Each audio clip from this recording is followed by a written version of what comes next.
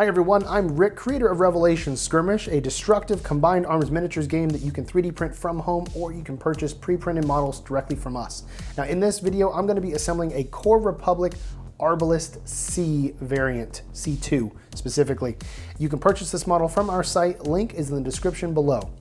Now this version of the Arbalest is already a rather large WarMech in comparison to a lot of the other mechs that we have in our roster. But this one also comes with some giant artillery cannons, some really big ballistic cannons here. So this will be a fun mech to get assembled. Now with this kit, you're gonna get a 60mm WarMech base. Notches indicate the rear arc.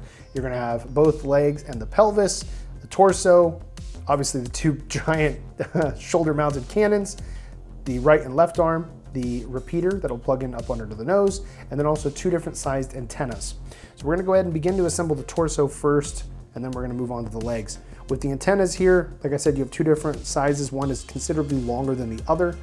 The shorter one is going to go into the front, and then the longer one into the back there. So let's do the shorter one first. The thicker portion of the antenna is considered to be the base of it. We'll just put some glue there, and then we'll just drop that right into the hole. They're also going to be slanted backwards. You'll notice they're going to be kind of going like in this sort of direction as opposed to just vertical. Take the longer antenna, do the same thing. We're going to add the glue to the base of it. Set that in there. Now with the repeater, this pose is basically, it's got the feet totally braced. It's about ready to fire the cannons. So I want it to be kind of everything aiming straight ahead because it's really firmly planted.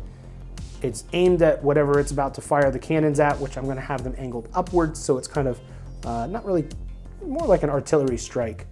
I just think that pose will be a lot cooler looking than aiming the cannons just straight ahead. So we'll take the repeaters here and we're going to aim those also basically just straight on ahead. The optical sensors that are all over the face of it. Get it from underneath and make sure it's lined up the correct way that we'd like it to be. All right, that's good. Now while that's gonna go ahead and set and dry, let's go ahead and start working on the legs. I'm gonna do the cannons last because that really is kind of the main focus point that I want of my pose. So I gotta make sure that I put those in at the right time so that they're angled the way that I want them to be. Now with the pelvis here, you're gonna notice that there's one panel that's kind of like a shark tooth, and that's gonna be the front of the pelvis. We'll take the legs and the base and just kind of set them to kind of figure out if they've been leveled enough so that they're gonna be good enough for what we need, which they're not. So I'm gonna take an X-Acto knife here and kind of just shave this down slightly more on the right foot. And as always, please be careful whenever you're cutting so that you don't end up hurting yourself. I think a lot of us have cut ourselves probably at one time or another on accident as we've been working on models similar to this or assembling some off of a sprue, and I don't think we really need to add more blood to the model if we don't need to, right? So we'll add glue. My intention is I'm going to go ahead and add glue to both of the legs, so that way I can glue them both simultaneously in hopes that I can get them posed the way that I want and also leveled to one another.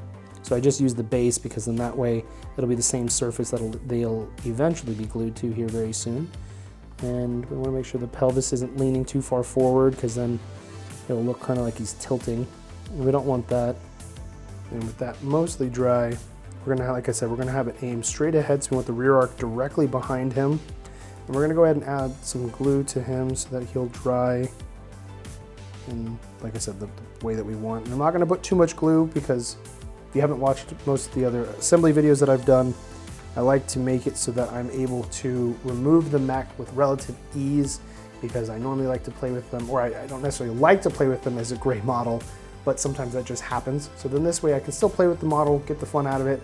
Once I get time to paint it, also have the base painted later and properly textured, but that way I can cut the model off, do the base, put it back on.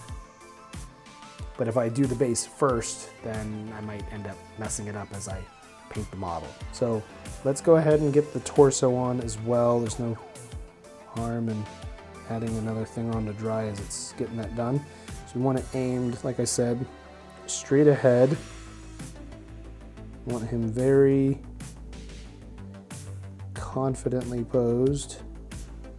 I think just straight on, pretty much in a static. It's not quite static, but in terms of dynamicness compared to what we normally do, it's rather dry, but because the main focus here is the cannons, right? So we really want those to really shine.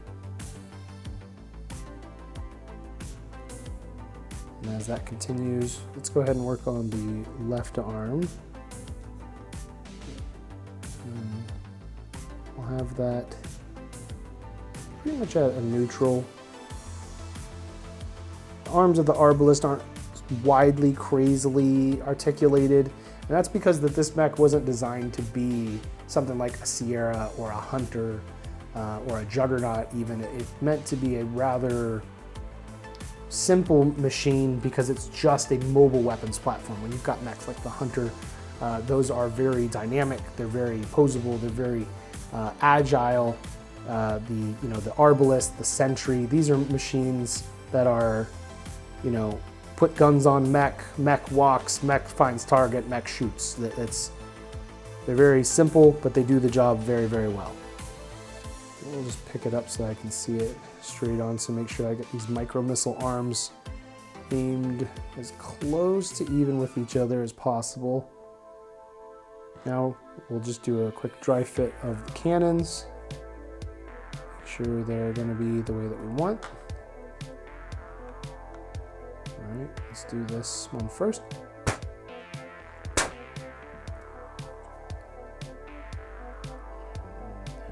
Blue there, and let's see, what are we going to want? We're going to want the cannon pretty high up, but not so high up that when we take pictures it looks overly ridiculous. I mean, it's going to be good like that.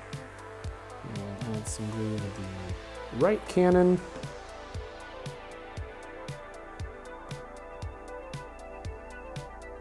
And again, we're going to try to line them up because with these being linked, we want these bad boys shooting at the same thing. It'll just help it look a little bit cooler. And there we are. There's the Arbalest C2.